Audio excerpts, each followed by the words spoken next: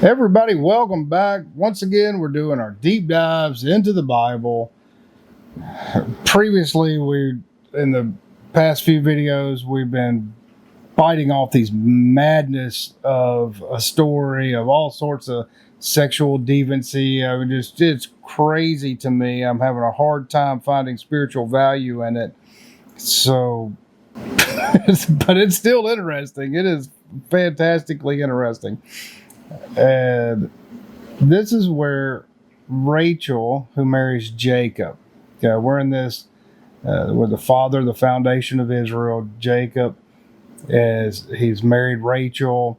He was tricked into screwing Rachel's sister. Both of these girls, his first cousins, and now they're his wife. And the other cousin, his wife, Leah, is spitting out babies. And that makes the other wife jealous. So Rachel is upset. She's like, hey, my sister Leah, she's having these kids. Jacob, you need to get me pregnant or I'm going to die. I'm just going to die. I mean, you can see this drama playing out like a bad movie. Does this mean, though, that she's saying I'm going to emotionally die on the inside, mentally and emotionally distraught, and it's going to destroy me? Or is she actually saying I'm going to do something to harm myself, to end this life? Doesn't quite say, but it looks like this is some sort of matrimonial marriage argument, because in Genesis chapter 30, this is 1-8, where Jacob is said to be burning in anger. So if she's threatening to harm herself, maybe he's not seeing it that way. She's just being overly dramatic. But he's burning with anger against Rachel. And then he angrily says, am I the steed of God? Basically, am I God? Can I do all these things? And in this argument, Rachel says, apparently she's calmed down, and she says, hey, how about you take my maidservant, my slave? Why don't you take her and start screwing her and see if we can have some kids, and my slave's child will then be my own, like a surrogate mother, with no problem from Jehovah whatsoever. None. It's okay to take your slave, force her to have sex with somebody else, and then take her kid. No problem.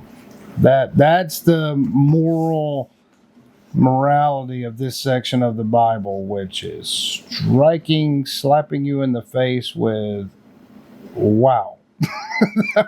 For lack of a better word, wow. So Jacob decides he's going into her, quote, going into her, to the slave. So that's all okay. And we had known nothing about the slave other than her name mentioned in the previous videos.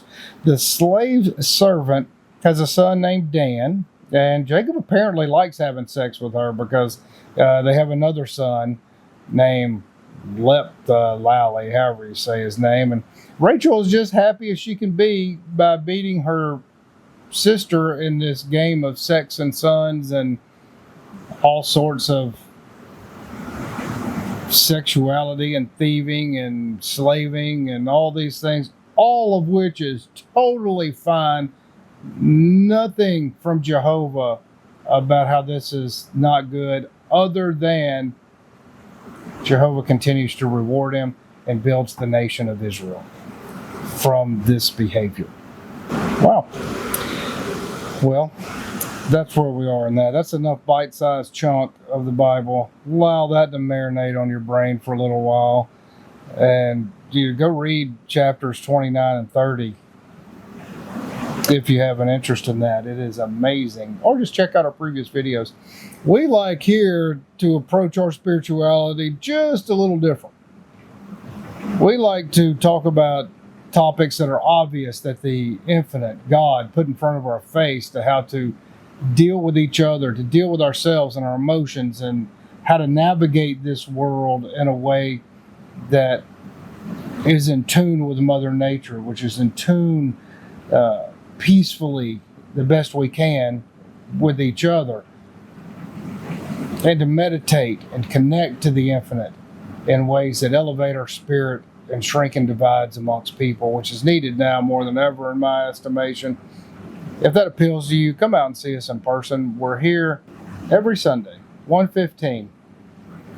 We have a fantastic time. You can learn more about us at themysticsoftexas.com. Really, I suggest go to our other YouTube page, Mystics of Texas, and you can see a long list of fantastic videos, presentations, interviews of really how to get to know yourself better so you can connect to the infinite in a meaningful way. I think so, at least. Thanks for joining us. We'll see you next time.